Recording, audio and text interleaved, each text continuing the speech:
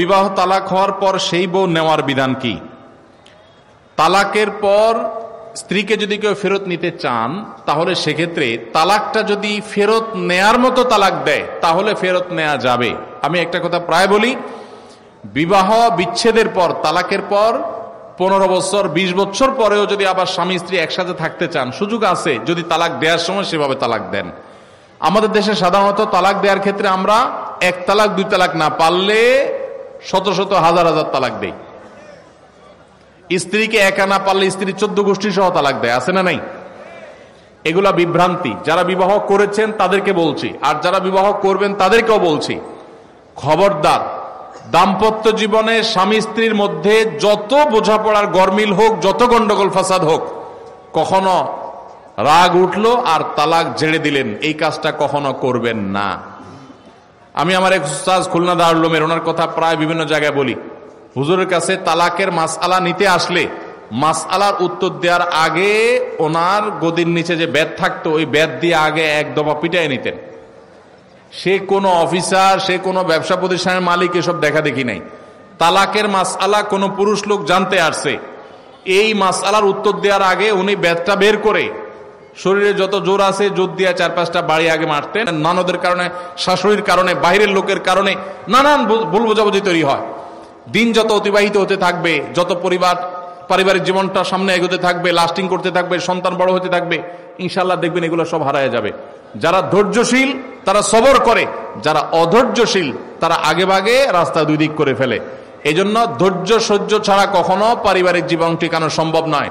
ঘরে ঘরে তালাক হচ্ছে, আমি তালাক নিয়ে একটা লিফলেট তৈরি করছি, ইনশাল্লাহ সেটা অচিরেই হাজার হাজার মানুষের কাছে আমরা পৌঁছায় দিব যে বিবাহের আগে তালাক সম্পর্কে সতর্ক হন। বেশিরভাগ মানুষ তালাক দিয়ে এসে এরপরে চোখের পানি ফেলে, এসে বলে হুজুর দিয়ে ফেলেছি এখন কি করব।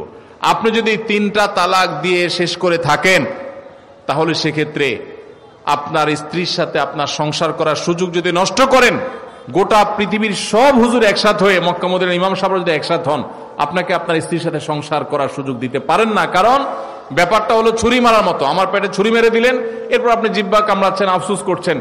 আফসুস আপনি করতে পারেন, আমি আর জীবিত হয়ে যাব না। দাম্পত্য সম্পর্কটা এরকম।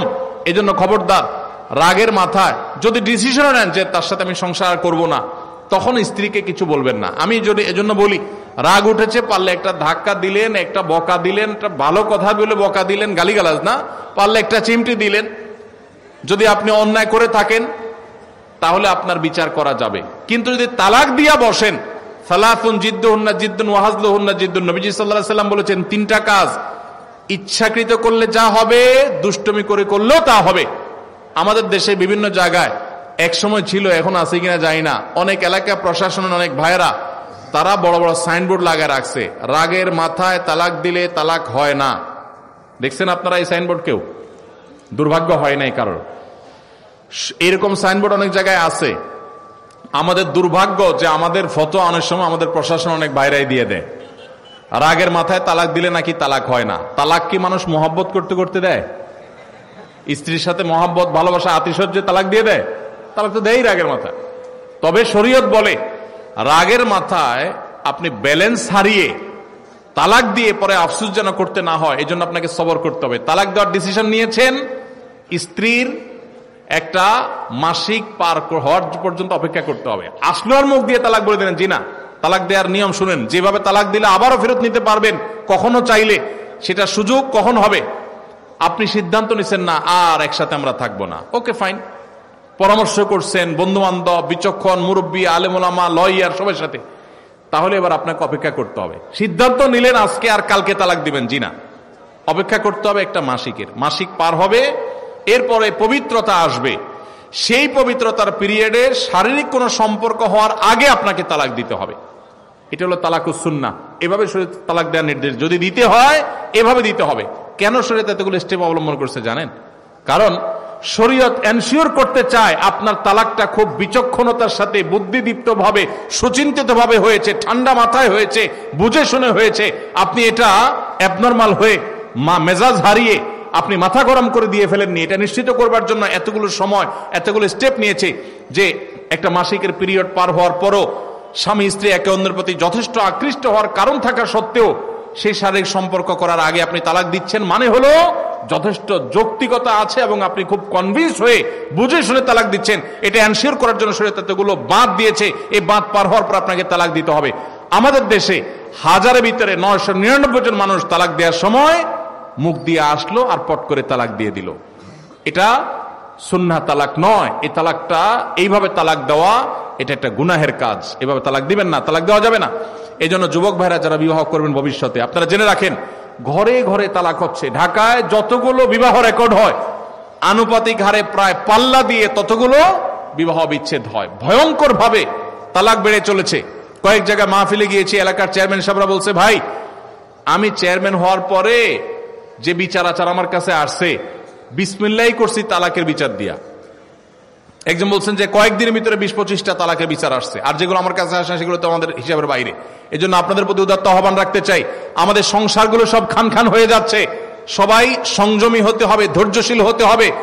as-sabru জাযাউহু আল জান্নাহ, সবরের বিনিময় আল্লাহ তাআলা জান্নাত দান করবেন। সবাই সবর করবেন তো ইনশাআল্লাহ।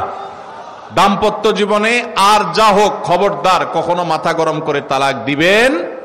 আমি যেভাবে বলেছি সুন্নাহসম্মত তালাক, এভাবে যদি পিরিয়ড যাওয়ার পরে, সুস্থ হওয়ার পর, শারীরিক সম্পর্কের আগে একটা তালাক দিবেন, এটা হলো সুন্নত। তালাক কয়টা হবে? একটা। একটার বেশি তালাক দিবেন সেটা জায়েজ হলো না, জায়েজ হবে একটা তালাক। একটা তালাক দিলেন, বাস রেখে দিলেন। 2 মাস 3 মাস পার হয়ে গেল, অটোমেটিক সম্পর্ক ছিন্ন হয়ে গেলে দুজন দুদিকে যেতে পারেন, আলাদা বিয়ে হতে পারে। আবার বহুকাল পরে চাইলে নিজেরা শুধু বিবাহ পড়িয়ে আগদ করে আবার একত্র হয়ে যেতে পারবেন।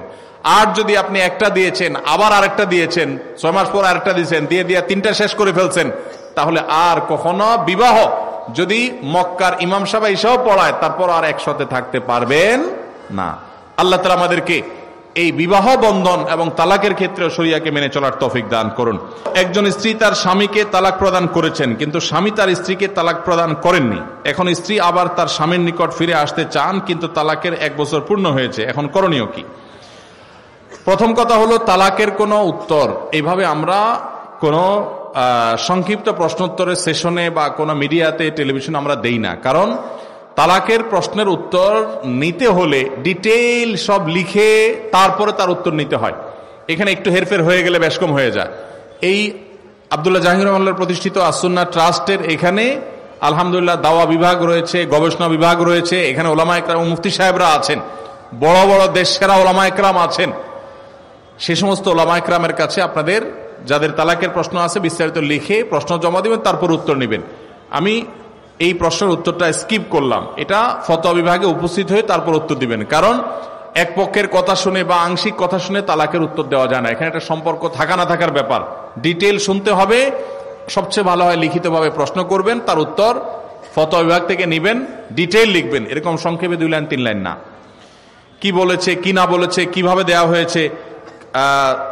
স্ত্রী যদি তালাক প্রদান করে থাকে তাহলে তালাক তাফউইজের জন্য কি শব্দ তিনি ব্যবহার করেছেন, একটু এদিক সেদিক হয়ে গেলে অনেক কিছু হয়ে যাবে। এজন্য এটা ডিটেল জানতে হবে।